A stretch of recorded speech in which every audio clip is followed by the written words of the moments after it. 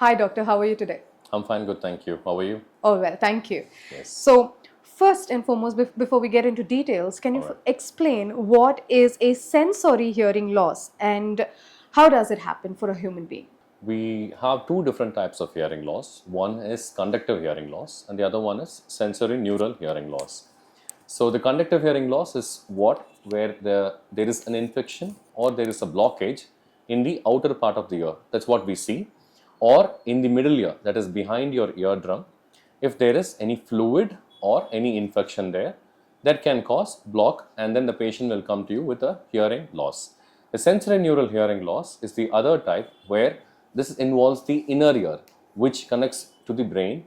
The nerve that conducts the sound from the inner ear to the brain is faulty. It can happen to anyone when there is an infection inside the inner ear, or if the inner ear is damaged, or if there are any tumors that are present over the nerve in the course of the nerve from the inner ear to the brain. Okay. See, for a common human being who's just going around for work in their busy lifestyle, how do we understand or early detect that we have a sensory problem?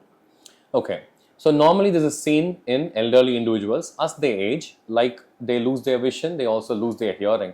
It progressively goes down. But that is called as presbyacusis. That will be seen in patients who are 50, 55 plus or 60 plus. But this, what we are talking about, is called as a sudden sensory neural hearing loss, which happens suddenly. It is termed as idiopathic sudden sensory neural hearing loss, which means idiopathic means there is no cause, unknown cause, and then it happens suddenly. For example, the patient will sleep in the night peacefully. The next day morning, when he or she gets up, they get up with a complete ear blockage. So that is what called as a sudden sensory neural hearing loss. So, how does this sudden sensory hearing loss happen? Because it should have some accumulation of things in it before it happens. Okay. Common things that are known to us are injury. The commonest is a trauma. Okay. After a head injury or a blow to the ears, the patient can lose their hearing. The second thing is after some infections such as mumps and measles, when the patients they acquire these infections, they can end up having the sudden sensory hearing loss. Like I told you, the commonest cause is idiopathic, so we don't know. So we blame the virus. Any viral infection, like a viral fever or viral cold in that recent past, could give you a clear history that this could have damaged the nerve that is conducting the hearing. So then these patients come up with a hearing loss. Okay, could you share one of those incidents where a patient came up to you with a sensory hearing loss? Lots. I can tell you, patients after COVID 1, we had patients like how they lose their smell and how they lose their taste sensation. I also had patients who had hearing loss. A very few patients, they came to us the second or third day after they found out that they had a ear block and they had a hearing loss. And we run them through a couple of tests, which tells us that they are gone in for a complete hearing loss. Okay, so recently, Alka Yagniks case, a singer, had openly expressed saying she has this sensory hearing loss. So, and they've mentioned the cause being a viral attack. What kind of virus generally? You told us a common virus, but is there anything specific that could lead predominantly to this? See, like we know that corona is also a type of a flu virus. Even the common flu can affect your inner ear hearing. So we can't really say this is the virus that is affected. So any viral infection could have caused this. And yes, I really feel sorry for her that she has to lose such a beautiful voice she has got in the industry. And she will come out of it if she follows her doctor's orders. And let's hope for the best. But the virus, it could be anything. The virus which affects me could not affect you. So that's how each and every individual are. Right. The best thing is to just be safe when you go out. Okay. When Alka Yagnik actually expressed that she has this issue, she also mentioned to be extremely careful about loud music, exposure to earphones, and things like that. So, could you explain a little more for our viewers about the connection of these? Right. So I do have patients from the music industry and patients working with the sound factories and patients who are working in factories which produces decibels more than 70, 80 decibels, and they're working for about 12 hours a day. So those patients, when they come to us in early age, like 40, 45, they experience the hearing loss, what a patient should experience when they are 60, 65. That is because of the sound exposure, the noise exposure that they have been continuously hearing for more than 2-3 decades. And nowadays we are seeing a lot of kids as well as like adults, young individuals, during drive, during their bus, or when they are sitting at home, they are listening to music with loud sounds. So that can damage your hearing now, but that will not cause a sudden loss like we are talking right now. But that is a progressive hearing loss. Slowly over the time, maybe a few years later, we might see mild hearing loss in these people. Okay. Like we were talking, exposure to loud music on a continuous period could cause a hearing loss. So, when we see generally technicians or musicians are forever exposed to it because it comes as a part of their job. So, what are the things that they could do in order to keep themselves a tad bit safe or at least push this to the later part? We can say that yes, that's their profession. They can't come out of it. They have to be surrounded by speakers. They have to use their earphones always. The best thing I would tell them is half an hour, listen to that, take a break for 10 minutes, get out of the place, get some fresh air, then go back inside and again do your work. Like, so that you are giving your nerves some time for regeneration and it's not continuously getting hit by the loud sounds that you are exposed to. All right. Generally, what are the treatment options that are available for the sensory hearing loss? Okay, the minute the patient walks into our office and he tells he's not able to hear, we first examine the ear with the help of a device called as an otoscope. So that shows us if there is presence of wax, any dirt, fungal infections, if there is a perforation in the eardrum. All these things we have to rule out before judging the patient that this patient is a case of a sensorineural hearing loss. Once we do a couple of tests with a tuning fork and we find out this is a sensorineural loss, we then subject them to a test called as a pure tone audiometry. That is to check whether how much of hearing loss a patient has and what type of hearing loss is it. Is it a conductive one or a sensorineural one? And that is the first thing. That's the investigation that we will do. The treatment part we go for it is as soon as the patient comes, start them on steroids. In case patients with diabetic, consult with their diabetician, and then we can taper the dose and give them so that oral steroids can be given first. If it's not working, admit the patient, give them injectable steroids. If that's not working, the new form we have is intratympanic steroid injection. That means we directly inject the steroid through a small hole which we make into the eardrum, which is done in office procedure. And then we inject about because the space is only 0.2 to 0.5 ml, so around 0.5 ml we'll inject inside. That will seep in through the natural passages that's between the middle ear and the inner ear, and it will go to the inner ear. The idea behind it is just that there is some inflammation of the nerve there and the inner ear mechanics. So this steroid helps in reduction of these inflammation, thereby giving a great relief. And we have a lot of patients who have improved with one of these forms. Okay. So, yeah. Sounds great. Until which degree of the hearing loss can it be reversed, as in at least to an extent where they're normal or leading a normal life? Okay. So there are different grades of hearing loss, I would say. One is mild, next one is moderate, the next one is severe, and the last one is profound. So if the patient comes to us and we do an audiometry, we find if it's a mild or a moderate case, there's a high chance that they recover quickly. Okay. In cases of severe, if they are lucky enough, if it's a young patient, starting the treatment within 48 to 72 hours of exposure of the virus or the unknown cause, and they come to us, we start the treatment. And in a profound case, it's very, very difficult to get back the hearing. And even if they get back, they will not get back the 100% hearing what they've lost. It will be around 40-50% maximum. And choosing the patient for the right treatment is depending upon the doctor. The young patients, we can vigorously start them on steroids, whether the elderly patients who are diabetics, we'll have to wait for some time and give them the dose that how it will be useful for them or how it will be taken up by them. Okay, generally a pattern with human beings is that we don't visit a doctor, which is bad. As soon as we figure out there is a problem in us, we like, okay, it'll be all right, we'll be fine, just a week, we'll be fine. And we tend to push the doctor visit for quite a while. So you were just mentioning 48 to 72 hours, if they're able to come, we would be able to reverse it as much as possible. Exactly. But most of the cases aren't like that, right?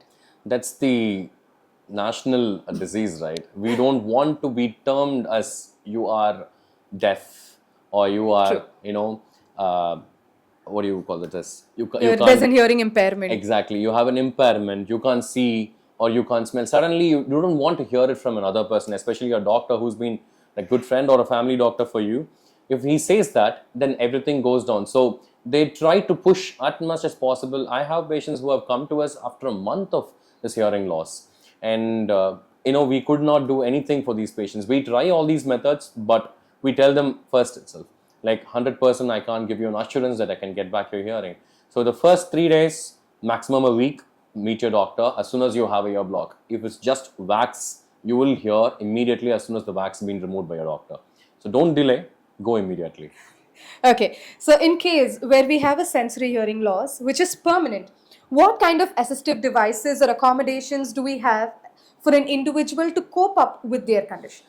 So once we try these methods of medications and it's failed, we go for hearing aid trials. So we give them hearing aids depending upon their severity of the hearing loss. There are different types of hearing aids which can be worn behind the ear, which is worn inside the ear, so you can't even see, the other person can't even see that there's a hearing aid that the patient is wearing. So we have high-level hearing aids recently, and which has Bluetooth compatibility, everything is there, your phone can be connected.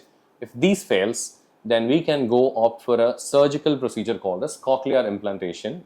That is normally done. We normally do it for babies here who are born deaf, around 6 months to 1 year of age. We identify them, we do a couple of tests, we give them the hearing so that once the baby hears, the baby talks. Right. So in case of adults who have lost this, there are patients who have underwent cochlear implantation and they have improved, their hearing is improved, but it's a surgical procedure. It's about 2-3 hours, and under the safe hands, you're perfectly safe. Okay, I'm sure you've seen way too many patients with a hearing loss trouble. So, are there any misconceptions or myths that's surrounding the sensory hearing loss that you would love to address? No myths, but yes, as soon as they have a hearing loss, the elder generation in the house, they ask the children or the younger generation to apply oil immediately. So I've had patients who had come applying warm oil, placing turmeric in their ears, garlic, and what not to. They treat the ear canal like a cooking pan, so that nothing should be done because this will injure your ears more. And moreover, very important thing, I know you are friends with all your pharmacy guys. They are good, but do not immediately buy any ear drop and instill inside your ears. Some of these medications are toxic to your ears that can also cause hearing loss later or can cause any fungal infection. So please visit your doctor before instilling any ear drops or putting earbuds inside your ears. Okay. As a doctor, would you like to say something? I wouldn't call it an advice, but would you like to say something to people who are actually experiencing the sensory hearing loss at this point? Maybe they recovered 50% or not recovered. Is there something? Okay. So people who have recovered but still they have a hearing loss, I would advise those people to go for a hearing aid trial, see how it works, and use your hearing aids like how you use your spectacles. Don't feel bad that you're using some device to hear. This is for your own hearing. If you don't do this, your hearing will diminish very quickly. It's like if you don't wear spectacles for your corrective vision, your vision is going to diminish. The same way, the hearing nerve is also going to affect it. If you're going to keep on hearing the loud sounds again and again and again without a hearing aid. So I would advise them to go for a hearing aid. The people who have not completely recovered, I would advise them to immediately visit their ENT surgeon to check for any other problem, any other causes of this hearing loss. See, sometimes we said it's sudden. Like I told you, there could be a small tumor which could have just become big in size, or something would have burst that causes compression over the hearing nerve. So doing an MRI scan in those cases we'll find out that there is some problem happening between the inner ear and the brain. So correcting that might get back your hearing also. So all these are corrective measures or investigative methods to find out why, what happened where. Okay. And if it is okay to say, because all of us, the first thing we would want to know as a common man before stepping into a hospital or to visit a doctor, how much would I have to shell out for the entire process? Because I think it is a very psychological thing. Oh, should I have to shell out loud? Do I have a saving and all that? That's the first thing that hits us when we go for a treatment. Okay, India is in one way like we are lucky that we can see the doctor the next day or the same day. So true. Within an hour, and this is an emergency. Your ENT surgeon treats this as an emergency, like how we have patients coming with a nasal bleeding or a foreign body. This is also the same way we treat them as emergency. We immediately admit them in case if we need to administer steroid injections. And this is not a very costly treatment, trust me. You might need to just pay for the consultation and for the medicines if it's oral, and for hospitalization, for the room rent, depends upon each and every hospital. You want a 7-star experience, you go to a 7-star rated hospital, and this can be done in any hospital. Right, I get that. So I think this thing of the sensory hearing loss, Alka Yagnik actually brought it to light, wherein most of us didn't even know that something like this existed, because we have so many Always. so many other things to do in life, and all that we know is a COVID or a fever or a cold in general, or maybe we know diabetics or a heart problem. So how important do you think as a doctor it is to raise an awareness about the sensory hearing loss and its potential causes? Yes. So, like I told, if you have had an infection, like, or even mumps and measles, recently we also seeing a rise in the mumps infection recently, and we also saw a lot of viral infection, maybe the resurge of COVID, but not very severe like what we had last few years.